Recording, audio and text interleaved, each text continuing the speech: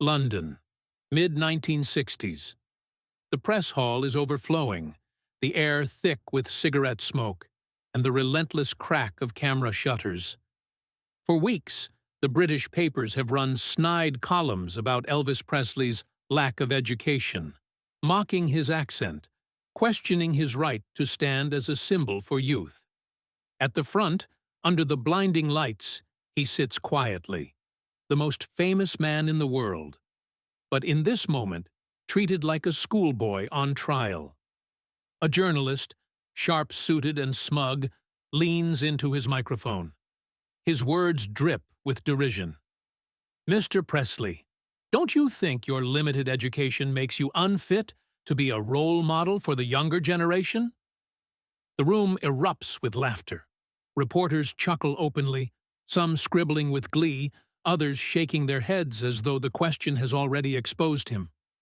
For a long second, Elvis doesn't move. His head is lowered, his hands clasped loosely. Then, slowly, he lifts his gaze. The playful smile is gone. His eyes are cool, steady. And the hall falls silent. Every cough, every shuffle of paper fades away. When he finally speaks, his voice is calm but edged with steel. The kind of voice that makes even laughter die in the throat. In that instant, no one knows what he is about to say. Only that the next words will define the moment, and perhaps the man himself. And with a single unexpected answer, Elvis Presley will turn the mockery back on the press and ignite a story that will echo across the world. Let us know where you're watching from, and we hope you enjoy the story. The house in Tupelo was barely more than a shack. Wooden boards leaned against each other like tired men after a long shift, the wind seeping through the cracks in winter. Inside, a small stove worked against the cold, its glow too weak to warm every corner. This was the world into which Elvis Aaron Presley was born in 1935, a child of the Depression, where hunger was never far and pride was sometimes the only possession left. Neighbors remembered the Presleys as quiet folk, honest and struggling. Vernon picked up odd jobs when he could, hauling lumber, sometimes painting, sometimes simply waiting for someone to need him. Gladys worked hard to keep the little boy fed and clothed, sewing patches over patches until trousers could no longer hold another stitch. For Elvis, childhood was not built of toys or plenty. His treasures were the hymns from church, the gospel harmonies that floated out on Sunday mornings, and the rare times he could sit by the radio, letting the crackling speaker fill the room with music from another world. At school, he was shy, often sitting alone. Other children, quick to notice difference, sometimes teased him for his clothes, his soft drawl, his awkwardness. Yet inside, the boy carried something that could not be mocked away, a voice, untrained but powerful, and a yearning that even he did not fully understand. One moment changed him. A music teacher, Miss Mildred Scrivener, asked him to sing in front of his class. His heart pounded, his hands trembled, but when the first notes left his throat, the classroom fell silent. The timid boy, who struggled to look anyone in the eye, suddenly held the room in his grasp. When the last sound faded, his classmates clapped. It was not much, but for Elvis, it was the first taste of recognition, the first proof that he could be more than the poor boy from the edge of town. In 1948, the family packed what little they had into an old car and drove north to Memphis, seeking work and hope. The city was larger, louder, faster than Tupelo, and for Elvis, both frightening and thrilling. They moved into public housing on the wrong side of town, surrounded by people who worked as hard and earned as little as they did. Hume's high school became his new world. He was still the odd one out, the boy with the thick Mississippi accent, the slicked hair, and clothes that never quite matched the city boys. Teachers sometimes dismissed him. Classmates laughed at the way he spoke, calling him country, backwoods, or worse. In post-war America, education was the new badge of respectability, a ticket to the middle class. For Elvis, who would never set foot inside a college classroom, the divide between himself and those who wore that badge was already clear. He knew where he came from, and he knew what others thought of it. Yet Memphis gave him gifts too. Beale Street, alive with blues and rhythm, the black churches where voices rose in ecstatic harmony, the records that spilled across the city from gospel to hillbilly country to rhythm and blues. He absorbed it all, not as a scholar but as a sponge, piecing together his education not in classrooms but in the raw pulse of music that surrounded him. When he began performing, first at school talent shows, then at small local gatherings, something clicked. The shy boy who hung back in conversation could command a stage. The girls screamed, the boys looked on with both envy and admiration. But outside the applause, the whispers followed him. A hillbilly! White trash! Reporters, sniffing around the early concerts, found an easy angle. They wrote of the truck driver who thought he could be a star, the boy with a drawl thicker than molasses, a voice that was all right for a honky-tonk, but hardly for the nation. His first interviews were rough. The questions were never only about music. One journalist sneered, "With that accent, do you really think you can be a national figure?" Another wrote that, "A young man with no polish and no schooling will soon be forgotten." Elvis would sit quietly, shoulders tense, lips pressed tight, answering in the same polite tone he gave to everyone. Inside, though, he felt the sting. Education, the thing his family could never afford, became the weapon used to remind him of his place. And yet, the more they mocked him, the closer the public drew. Ordinary people, factory workers, farm hands, housewives, saw themselves in him. They heard not a lack of refinement, but a truth they recognized. A boy who hadn't forgotten where he came from. His uneducated accent was their own, his story, their story. The irony was sharp. The very qualities that made him the target of ridicule in polished circles became the foundation of his bond with millions. Still, the wound was there. Every slight about his schooling, every joke about his voice, lodged deep. He would carry it into adulthood, into interviews, into the quiet hours of reflection. To the public, he was the brightest new star of the 1950s. To himself, he was still the boy in patched trousers, the one others laughed at for daring to dream. And in that gap, between how he was seen and how he felt, the seeds of his lifelong conflict with the press began to grow. By the end of the 1950s, Elvis was no longer the shy boy from Hume's High. He was a household name, his face printed on records that spun in jukeboxes across the country, his hips the subject of sermons and Senate speeches alike. Yet with fame came something colder, the hunt for weaknesses. Reporters, unable to deny his popularity, began probing for the cracks they could expose. When Uncle Sam called, Elvis answered. His 1958 induction into the Army was front-page news. For 2 years, he traded the spotlight for a uniform, serving in Germany like any other soldier. By the time he came home in 1960, he carried himself differently. His voice was deeper, his eyes carried more gravity, and the boyish smile had given way to something more reserved. His handlers promoted this image of a matured man, disciplined, respectful, cleansed of the wildness that once scandalized parents. To many, he had grown up, but journalists were restless. The shock of his arrival had passed, and they wanted a new angle, They found it in the place he had always been most vulnerable: his education, or rather, the lack of it. The same boy mocked at Hume's High was now the world's most famous entertainer, and to some, this seemed intolerable. Columns began to appear in newspapers and magazines, questioning whether Elvis Presley was truly fit to be the voice of a generation. "How long can a truck driver with a guitar fool the nation?" one headline jeered. Another went further, labeling him a polished hillbilly. Nothing more.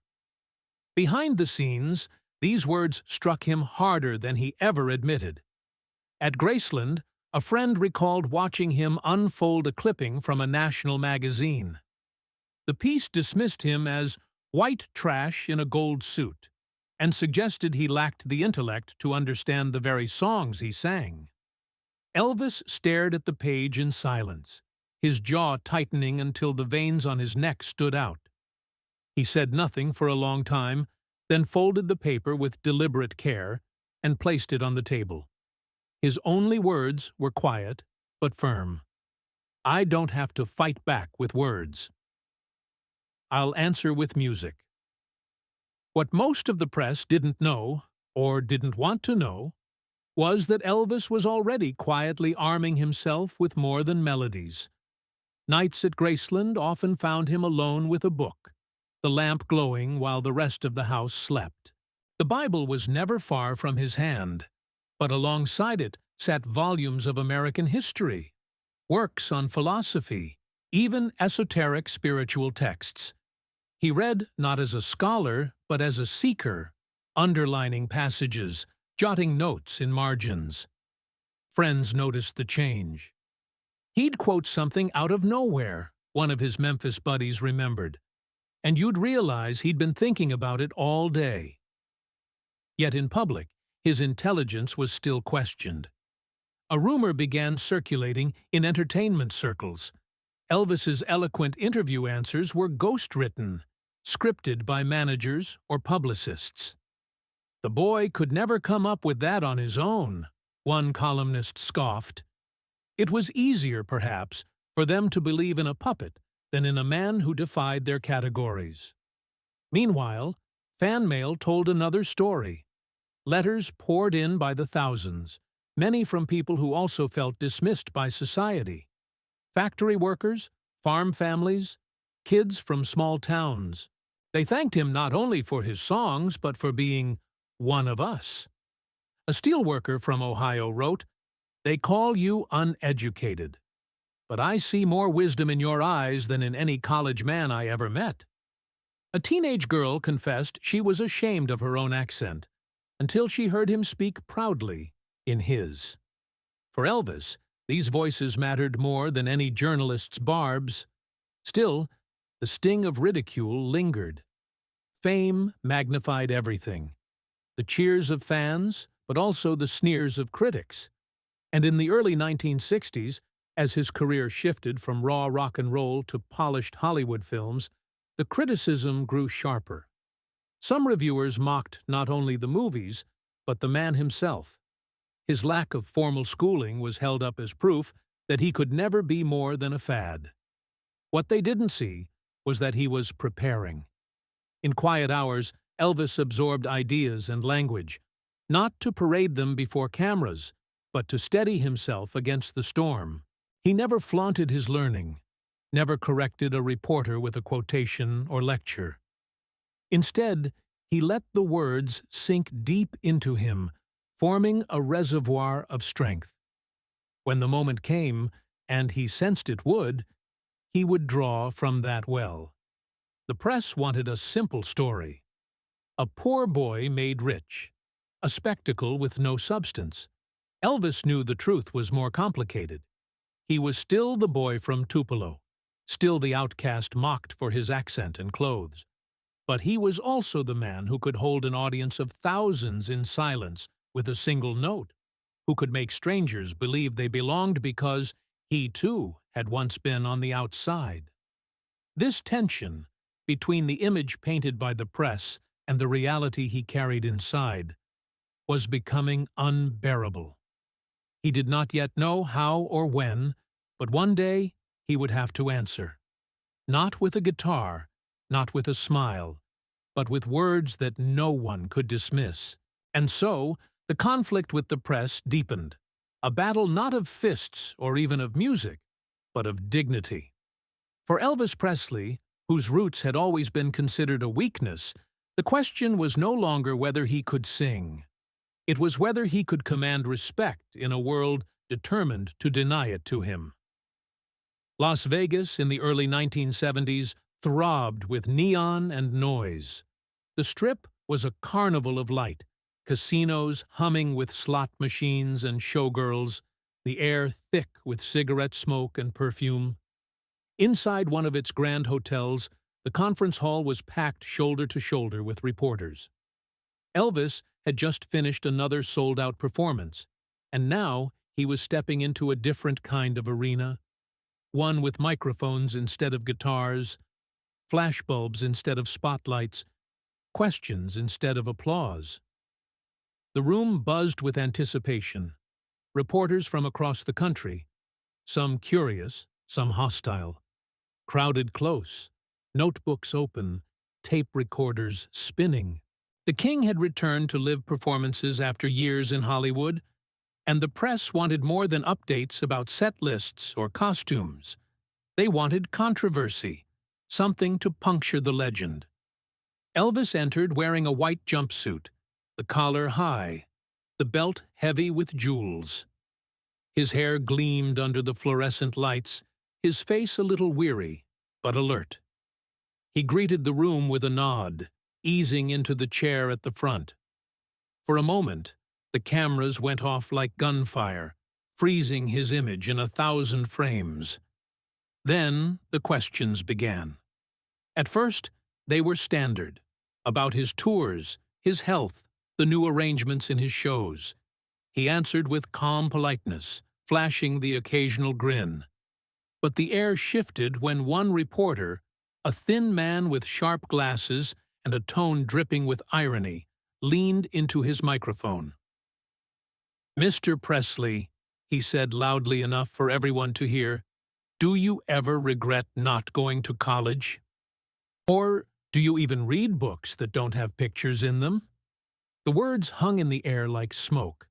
A ripple of laughter spread across the room, some chuckles nervous, others openly mocking. Even a few reporters who had been respectful before allowed themselves smirks. It was the oldest wound, reopened before a national audience. His accent, his background, the education he never had. For a moment, Elvis did not move. His eyes lowered, fixed on the table in front of him. The silence grew uncomfortable. The laughter faded as people realized he wasn't rushing to answer. He let the pause stretch until the room itself seemed to tighten. Then, slowly, he lifted his head. His expression was unreadable. Not anger, not embarrassment, but something steadier. A faint smile tugged at one corner of his mouth, as if he'd heard this all before, and finally decided it was time to respond. "I read," he said evenly, his voice carrying across the room. "Maybe not the kind of books you think I should, but I read." He paused again, long enough for the weight of his words to settle. Then, to the astonishment of those present, he began to recite a passage, a line he'd memorized from a volume on spirituality that he had been studying privately. His tone was clear, deliberate, without the hesitation of someone grasping for words. The reporter who had mocked him shifted uncomfortably, but Elvis wasn't finished. He leaned forward slightly, his voice firmer now. "My education is here," he said, placing a hand over his chest. "It's in the people I grew up with, the music that raised me, the life I've lived. That's more than any diploma hanging on a wall." A hush fell over the room. Cameras clicked, but no one laughed this time. Even the skeptical reporters seemed caught off guard, as if the script they had written for him, the simple country boy made into a star, no longer fit. Then he delivered the line that turned the moment into history. "You can keep your books and your degrees. Let's see which one of us they remember." The silence broke into a storm. Not laughter this time, but the rapid-fire strobe of camera flashes. Some reporters scribbled frantically. Others simply stared, as if unsure whether they had just witnessed a humiliation or a triumph. Elvis leaned back, calm once more, as though he had merely swatted away a fly. He took the next question with the same politeness as before, but the mood in the room had changed. The press conference, meant to put him under the microscope, had turned into something else. A stage where the boy once mocked for his lack of education had proven he needed no diploma to command respect. Outside, in the lobby, word spread quickly. "Did you hear what he said?" one reporter whispered to another. Within hours, telephones buzzed across newsrooms in New York, Los Angeles, Chicago. By the next morning, headlines would scream his words, some admiring, some skeptical, but none indifferent. For Elvis, it was more than a clever retort. It was a turning point. The sting of childhood mockery, the years of being branded hillbilly and white trash, the whispers that he couldn't think for himself, all of it seemed to converge in that single moment when he answered not with anger, not with shame, but with dignity. And though he returned to Graceland that night exhausted, still haunted by the pressure of constant scrutiny, he carried with him a quiet certainty. For the first time, he had faced the old wound head-on and spoken back. The press had tried to belittle him. Instead, they had handed him the stage for one of his most unforgettable performances. Without a guitar, without a melody, only words that would echo far beyond the walls of that Las Vegas hotel. By dawn, the Las Vegas press conference was no longer confined to a single hotel ballroom. Newspapers rushed to print Elvis's retort, some splashing it across their front pages with gleeful exclamation marks, others burying it beneath layers of scorn. Televisions replayed the grainy black-and-white footage of him leaning forward, eyes steady, voice unshaken. For a man who had once been accused of corrupting morals with the swing of his hips, this time it was his words that set the country ablaze. In New York, the Times carried a measured piece. Presley defends his roots, silences critics. The Los Angeles Herald was harsher. Elvis as philosopher? Don't be fooled. Smaller papers in the Midwest and South, however, treated his words with reverence. One Ohio headline read simply, "Elvis speaks for us." The divide was clear. To the cultural elite, Elvis's declaration sounded like arrogance, a singer daring to compare lived experience with academic authority. To ordinary Americans, it rang like truth. They saw in him the boy who had risen from the bottom and dared to say what many of them had always felt. That dignity did not require a degree, and wisdom was not the sole property of universities. At Graceland, sacks of fan mail arrived within days. Letters scrawled in pencil and ink, on lined notebook paper or torn envelopes, spilled over the dining room table. Some thanked him for standing up to those who think we're less because we didn't go to college. Others shared painful memories of being mocked for their own accents, their lack of schooling, their jobs in factories or on farms. "When you spoke, it felt like you were speaking for me," wrote a woman from Kentucky.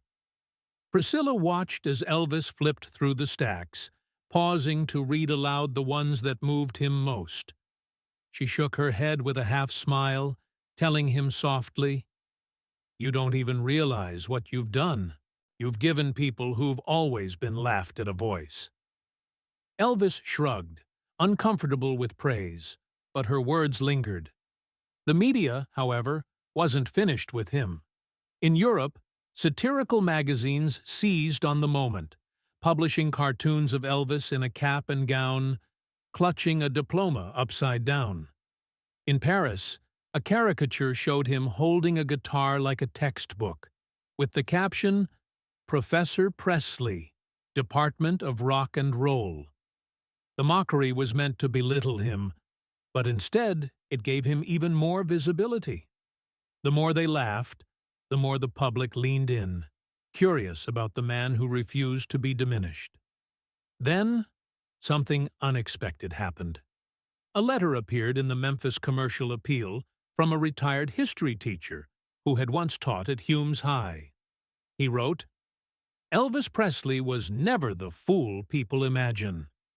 As a boy, he had a depth in his eyes that suggested he was always listening, always learning. He may not have been the best student on paper, but there was nothing stupid about him." The letter spread quickly, cited by fans and sympathetic journalists alike. For once, a voice of authority defended him not as a star, but as a human being. Even some critics began to soften. A columnist in Chicago admitted, almost begrudgingly, that perhaps the singer had been underestimated. "Maybe," he wrote, "we mistook quiet reflection for ignorance. Perhaps Presley has been reading us all along, but others doubled down." One nationally syndicated writer sneered that Elvis's quote was nothing more than a rehearsed line fed to him by his handlers, dismissing the possibility that he could have produced such words himself. These accusations, though, began to sound hollow, especially as more stories circulated of Elvis's private reading habits. Musicians and friends spoke of late nights at Graceland, where he would pull books off the shelf, discussing scripture or history with surprising insight. The controversy made him larger than life in a new way. He was no longer only the king of rock and roll, he had become a figure of debate, a lightning rod for arguments about class, culture, and what it meant to be educated in America. For college students, the irony was irresistible. Campus newspapers began running tongue-in-cheek editorials.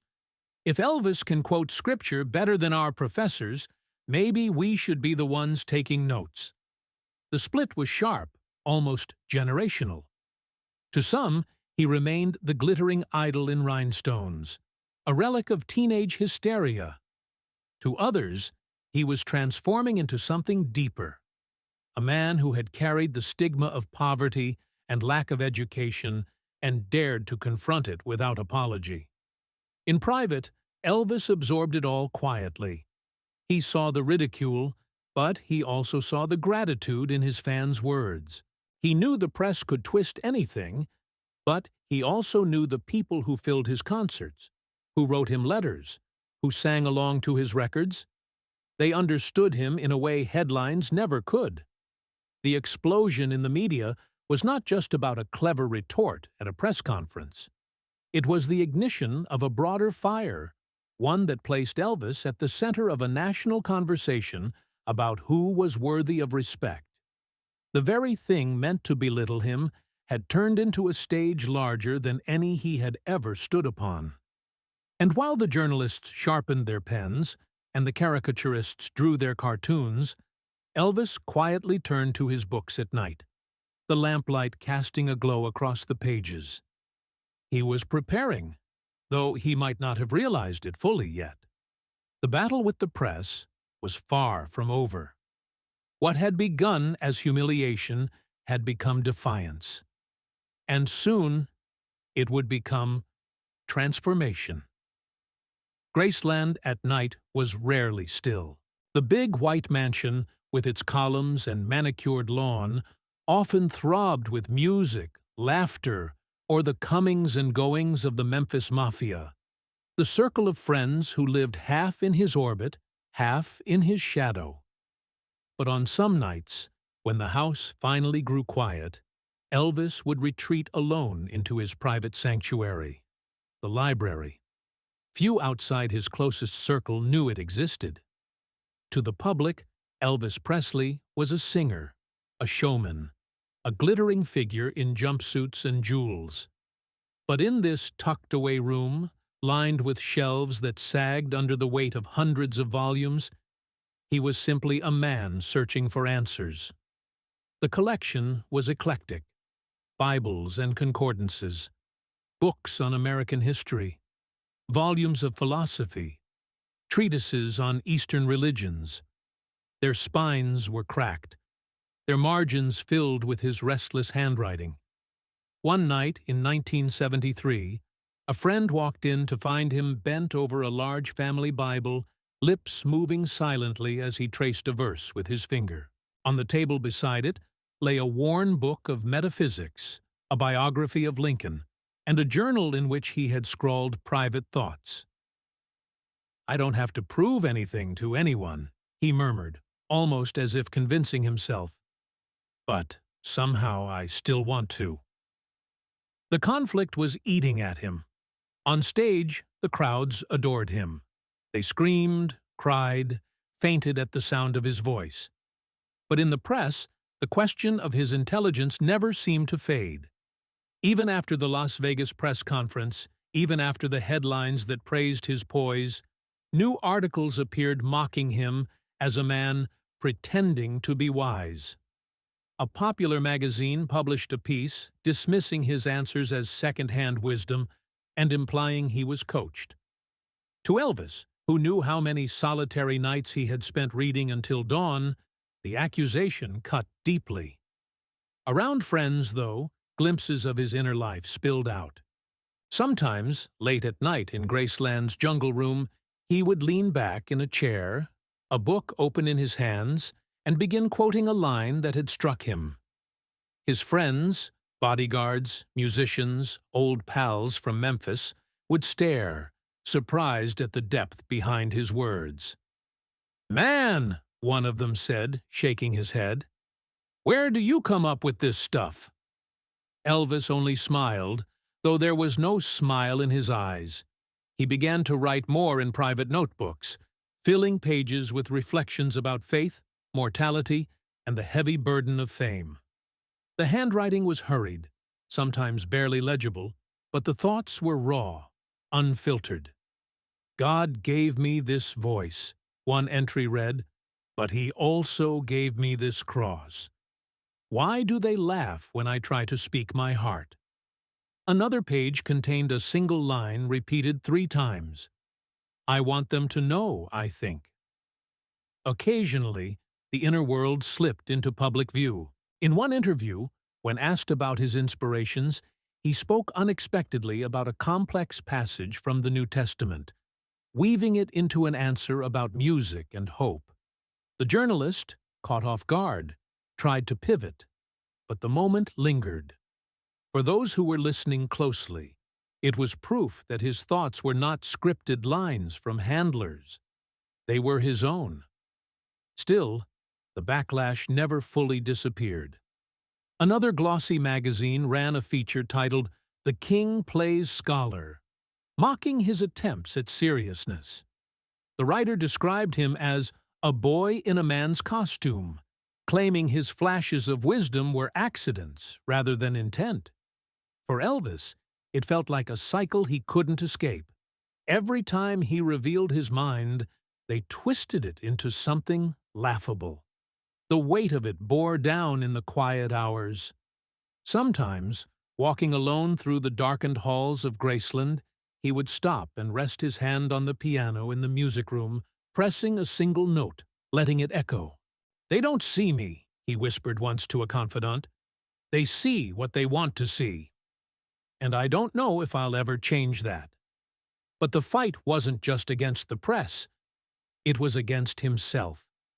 The boy from Tupelo still lived inside him, the boy who had worn patched clothes, who had been laughed at in school for his accent, who had believed he wasn't good enough. No amount of gold records or sold-out arenas could erase that. And now, with critics branding him a pretender whenever he revealed his intellect, the wound only deepened. Yet even in the midst of doubt, he could not stop reaching for more. Books piled higher on his bedside table. Conversations with trusted friends grew heavier, drifting from music into questions of meaning. He studied, he wrote, he prayed. The world may never have credited him as a thinker, but in his own restless way, he was becoming one. The struggle was not visible in the glare of the stage lights, where every movement seemed effortless. It revealed itself only in the shadows of his home, in the pages of his notebooks, in the long silences when he stared at a passage of scripture, as though searching for a mirror. For Elvis, the inner battle was no less fierce than the battles he fought with critics in public. Perhaps fiercer, because here there was no audience to cheer, no applause to drown out the sting. There was only the man, the book, the pen, and the unending question: how do you prove the depth of a soul to a world determined not to see it? Months after the Las Vegas press conference, Elvis found himself on the road again. The comeback years had become a relentless cycle of touring. Hotel rooms that all looked the same, stages that blurred together, cities flashing past like postcards. Yet every show reminded him why he endured it. The roar when the curtain lifted, the faces that lit up the moment his voice filled the air. But with the spotlight came the press. And the press never forgot. On a humid evening in Houston, after a marathon concert that left him drenched in sweat and draped in a cape like a weary gladiator, he was ushered into another press conference. The room was hot, buzzing with reporters from local papers and national outlets, television crews jockeying for space. Flashbulbs popped, microphones bristled. He walked in slowly, nodding to the crowd. He was thinner than in his early Vegas shows, his face sharper, his movements deliberate. When he sat down, a hush fell, as though everyone was waiting for a repeat of the fireworks from Vegas. They wanted drama, headlines, another moment to feed the news cycle. It didn't take long. Near the back of the room, a familiar figure raised his hand. The same journalist who had mocked him before, the one who had laughed about comic books and diplomas. His voice carried with a rehearsed smugness. "Mr. Presley," he began, "it's clear you've mastered the art of a good soundbite. But really, can a man with no formal education truly expect to influence history? Or are we just mistaking popularity for significance?" The jab was sharp, designed to sting. The room held its breath. Some reporters leaned forward eagerly, pencils poised. Others smirked, sensing the possibility of another confrontation. Elvis didn't answer immediately. He sat very still, his hands resting lightly on the table. His gaze drifted across the crowd until it landed on the journalist. For a long moment, the silence was so heavy that even the hum of the air conditioner seemed loud. Then, slowly, he leaned toward the microphone. "You know," he said quietly, "history wasn't written by diplomas." His voice rose, steady but unhurried. "Christ didn't have a degree. Lincoln taught himself by candlelight. Greatness doesn't always come from a classroom. Sometimes it comes from living, from struggle, from faith." The room erupted in a low murmur. Reporters scribbled furiously. Camera shutters clattered like machine guns. But Elvis wasn't finished. He looked directly at the man who had asked the question, his expression calm but unyielding. "I never claimed to be a scholar," he said, "but I know what it means to give everything you have to people who believe in you. If that isn't worth something in history, then maybe we need to rethink what we call education." The applause began in pockets, unexpected, hesitant at first. Then it grew, spreading through the room until it drowned out the clicking cameras. A few journalists, clearly moved, clapped openly. One veteran reporter, who had once written scathing pieces about Elvis's gyrations in the 1950s, stood up and said aloud, "I have to admit, Mr. Presley, you're right." His words carried across the hall like a confession, startling everyone into silence. For once, Elvis allowed himself a small smile. Not a smirk, not triumph, but something gentler. The look of a man who had carried a burden for too long and finally felt it lift, even just a little. The moment became television gold. Clips of the exchange aired across the nation. News anchors replayed his words, debating them in evening broadcasts. Some praised him for defending the dignity of ordinary people. Others accused him of comparing himself to saints and presidents. But the image of Elvis Presley, calm and unflinching as he invoked history to silence a sneer, was unforgettable. The journalist who had provoked him tried to strike back the next week with an article dismissing the incident as theatrics. But in a twist of irony, his own editors watered down the piece, trimming the insults, softening the ridicule. The tide of public opinion had shifted, and they knew it. Elvis's defense had resonated too strongly to be dismissed as a stunt. Back at Graceland, he read some of the coverage with quiet satisfaction. "Maybe they'll never see me as more than a singer," he told a friend, "but at least they'll know I had something to say." It was more than a victory over a single reporter. It was symbolic, a triumph over years of ridicule, over the whispers that he was nothing but a country boy with a good voice. In that press room, under the harsh lights and the impatient stares, he had claimed his dignity openly, without a song to shield him. For Elvis, it was not the end of the battle, but it was a turning point. The laughter that had once filled the room had been replaced by applause. And, for the first time, the man who had been mocked for his accent and his schooling could walk away knowing that, in the court of public opinion, he had won. The second confrontation spread far beyond the walls of that Houston press room.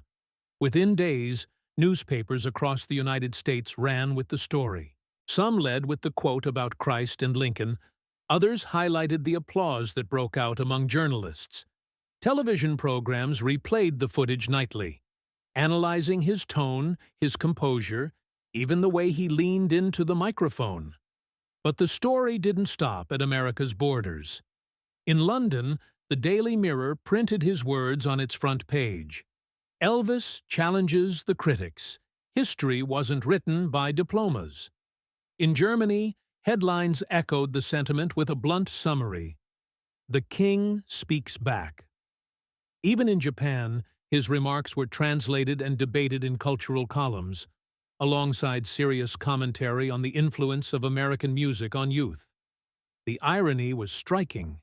For years, he had been dismissed as a showman, a singer of dance tunes with little depth. Now, university newspapers, the very institutions that symbolized the education he lacked, began printing essays titled things like "Elvis as a Voice of the Common Man" and "The Philosophy of Presley." Professors quoted him in lectures, sometimes mockingly, sometimes with grudging respect. What had begun as ridicule turned into discussion, and discussion turned into fascination. At Graceland, the fan mail swelled again. Students wrote about struggling with tuition, thanking him for reminding them that their worth wasn't measured only in grades. Factory workers sent notes saying his words gave them pride in their work. A young man from Tennessee scrawled on lined paper, "You made me believe a boy from nowhere can mean something." Elvis read many of them aloud to his friends, his eyes shining in the lamplight. Then came the unexpected invitation. A prestigious university in the Northeast extended an offer for him to speak to students about music and culture. The letter was formal, printed on heavy paper, but its message was clear. The academy that once mocked him now wanted to hear from him. For Elvis, the irony was almost overwhelming. He turned the invitation over in his hands, then set it aside with a quiet laugh. "Me? Giving a lecture? Lord, what would I even wear?" After much persuasion from friends, he accepted. When he arrived on campus, the atmosphere was electric. Thousands of students crowded into the auditorium, some holding homemade signs with lyrics from his songs, others clutching notebooks as though preparing for a class. Professors sat stiffly in the front rows, uncertain whether they were about to witness a spectacle or something more. Elvis walked onto the stage with no cape, no jumpsuit, just a simple suit, his hair combed neatly, his demeanor calm. He spoke not of fame or glamour, but of music as a bridge between people, of the church hymns and blues shouts that shaped him, of how voices from the margins often carried truths the world didn't want to hear. When he quoted scripture, and then segued into a reflection on freedom songs he had heard on Beale Street, the audience leaned forward as one. When he finished, the applause was thunderous. Students stood on their chairs, clapping and cheering. The professors, too, many of whom had doubted him, rose reluctantly to their feet. Elvis bowed his head slightly, a trace of humility softening his features. For once, there were no mocking headlines, no snide questions, only respect. And then, in a gesture that spoke louder than any lecture, he declined the offered honorarium. Instead, he requested that the funds be used to create scholarships for underprivileged students. "There are kids out there," he told the organizers, "who need a chance more than I do." News of this decision spread quickly. The press, which so often thrived on scandal, now carried stories of generosity. The man they had once painted as shallow and unthinking had turned their caricature upside down. For his fans, it was proof of what they had always believed. For skeptics, it was harder than ever to deny that something deeper lived beneath the rhinestones. In Europe, newspapers that had run cartoons of Professor Presley now printed editorials acknowledging his dignity. In America, television commentators debated whether he had become not just a singer, but a cultural statesman. The conversations were no longer about whether Elvis Presley could think. They were about what he meant. Through it all, Elvis remained quiet, almost shy about the attention. To his friends at Graceland, he brushed it off, saying only, "I just did what felt right." But privately, he must have known the truth.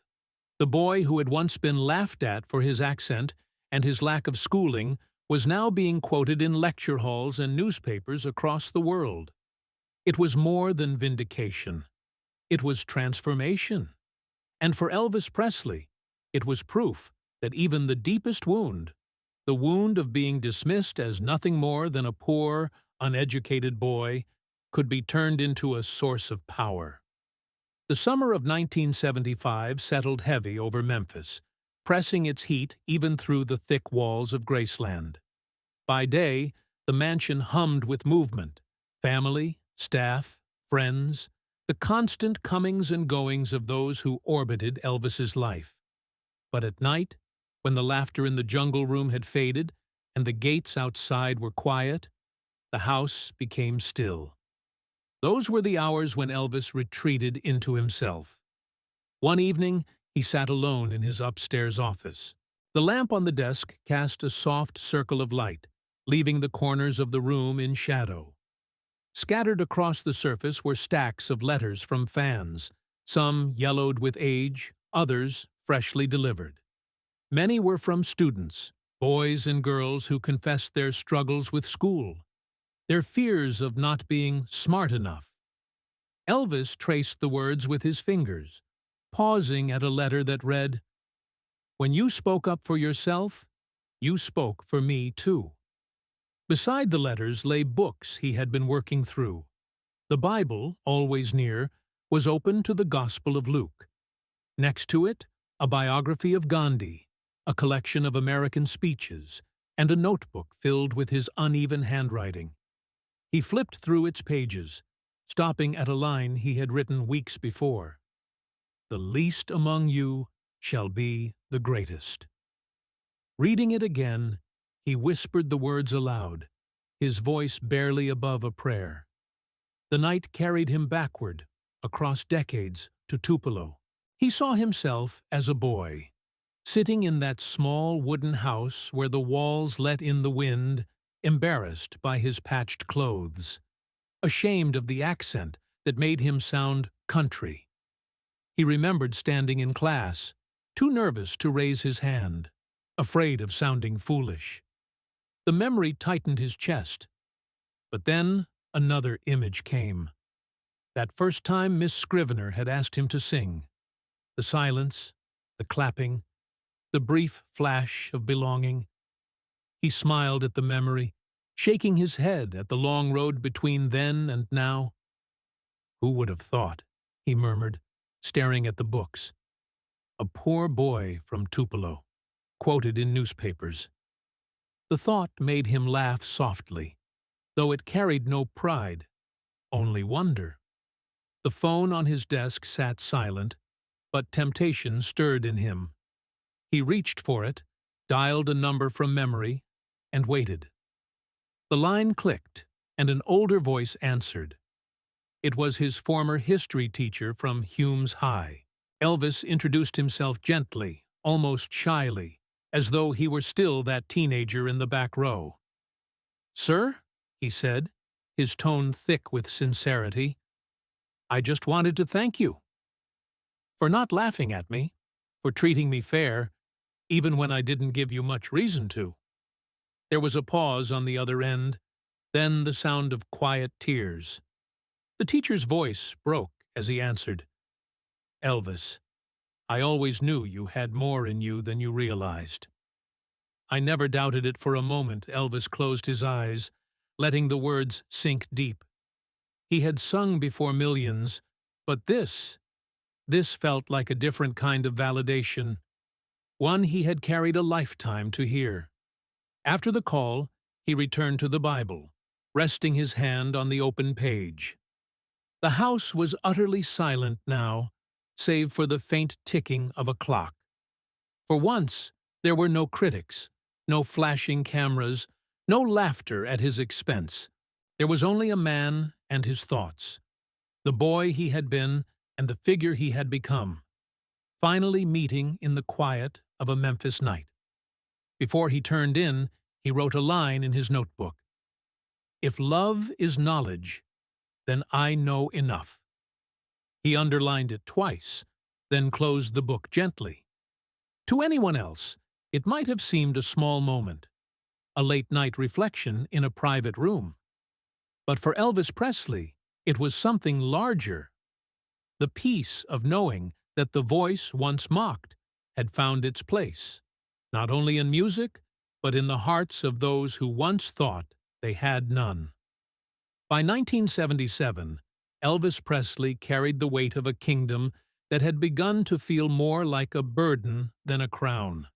His body, once lean and explosive on stage, now showed the strain of years on the road, the punishing schedule, and the quiet battles no spotlight revealed. But even as his health faltered, his mind remained restless, his spirit searching. In the spring of that year, he agreed to a rare private interview with a magazine reporter. The meeting was arranged quietly, held not in a grand hotel ballroom, but in a modest sitting room at Graceland. The reporter expected a tired entertainer clinging to past glory. Instead, he found a man calm, reflective, and more candid than he could have imagined. They spoke for over an hour about music, about touring, about the toll of fame. Then the reporter leaned forward, voice cautious but firm. "Mr. Presley," he asked, "do you ever regret not pursuing more formal education? Do you ever wish you had gone further in school?" For a moment, Elvis said nothing. He looked down at his hands, fingers resting on the arm of his chair. Then he raised his eyes and met the reporter's gaze directly. His answer was slow, deliberate, each word chosen with care. "Knowledge," he said, "isn't just what they hand you in a classroom. It's not just a diploma on a wall. It's what's here." He tapped his chest softly. "It's knowing how to love people, how to treat them right. If you've got that, you've got all the education you really need. The room fell silent. The reporter, who had prepared follow-up questions and counterpoints, found himself unable to speak. There was no bravado in Elvis's tone, no defensive edge, only conviction, and something even rarer: peace. The words stayed with the reporter long after he left Graceland. He had entered with the intention of exposing a weakness, but instead, he walked away, shaken by a simple truth. A week later, he drafted the article. The editor trimmed it, but the core remained. Elvis Presley, the man mocked for his accent and schooling, had defined knowledge not as credentials, but as love. Then, in August, the news spread across the world. Elvis was gone. Fans wept outside Graceland. Radio stations played his songs non-stop. Newspapers ran special editions. Amid the flood of obituaries and retrospectives, that interview resurfaced. The final words he had spoken about education, about the heart as the truest form of knowledge, were quoted everywhere. They appeared on front pages, on television broadcasts, on posters taped to the walls of student dormitories and union halls. Even the journalist who had once sneered at him published a striking confession. In his column, he admitted, "I laughed at Elvis Presley for years. I called him shallow, uneducated, a puppet. But in the end, he taught me more with a single sentence than I learned in decades of schooling. He knew more about humanity than all of us put together." In Memphis, mourners carried signs with his words scrawled in marker. "If love is knowledge, I know enough." In New York, graffiti artists painted them across brick walls. In small towns, church bulletins printed them beside hymns. His final reflection, spoken quietly in a private room, had become a creed for millions. What struck people most was not eloquence, but authenticity. He had no need to prove himself anymore, no need to silence critics or defend his past. The boy from Tupelo, who once sat humiliated in a classroom, had left the world not with bitterness, but with a truth so simple it could not be mocked. And so his legacy grew beyond music. The gold records, the sold-out concerts, the screaming crowds, all of it remained. But now, another legacy intertwined with them: the belief that wisdom could live in a voice without polish, in a heart without formal schooling, in the life of a man who refused to forget where he came from. Elvis Presley had been many things: a son, a soldier, a star. But in his last recorded words about himself, he became something else: a teacher. Not of textbooks or theories, but of humanity itself.